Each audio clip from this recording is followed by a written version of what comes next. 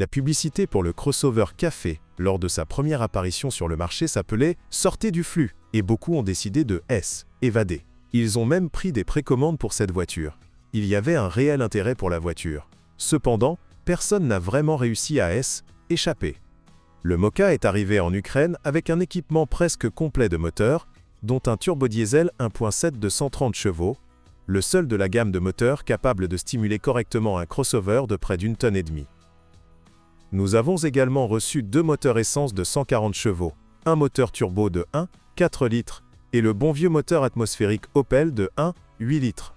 Ce dernier s'est avéré plus populaire chez nous, peut-être parce qu'il pourrait être acheté avec une boîte manuelle ou automatique à 6 vitesses. Jusqu'à AMI 2014, le petit dernier n'avait droit qu'à une transmission manuelle. En général, vous ne trouverez aucune plainte sérieuse concernant la voiture en ligne. Bien sûr, des problèmes peuvent survenir. Il s'agit toujours d'une Opel avec tout ce que cela implique, mais en général, répétons-le, le crossover a contourné les maladies infantiles. Elle est louée pour son bilan globalement positif, le confort des sièges avant, l'excellent équipement et la qualité de finition de l'intérieur d'origine, mais en même temps ergonomique. Rare pour Opel.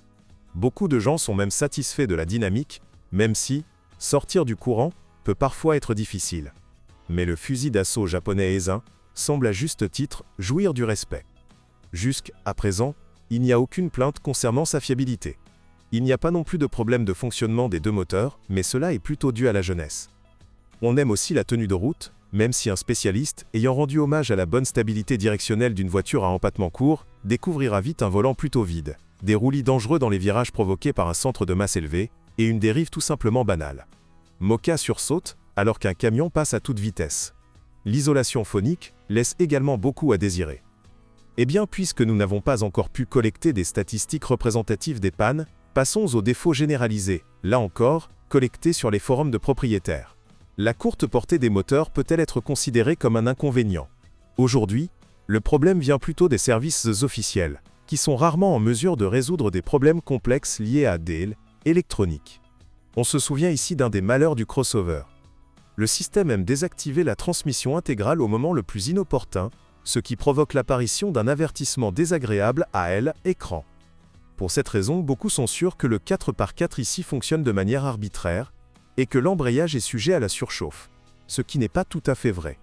Un inconvénient évident est la lèvre avant basse, qui collecte la neige devant elle dans les congères et se fissure rapidement sur les bordures.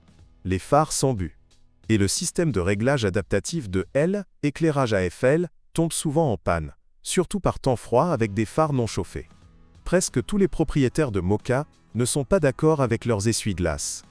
Lorsqu'ils sont gelés, ils rayent la vitre, et le bord de la hotte vous empêche de les soulever pour les nettoyer.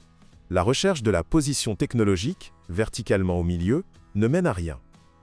Récemment, les prix des voitures Opel ont fluctué par rapport à ceux de leurs concurrents. Aujourd'hui, vous pouvez obtenir une très bonne option à un prix raisonnable.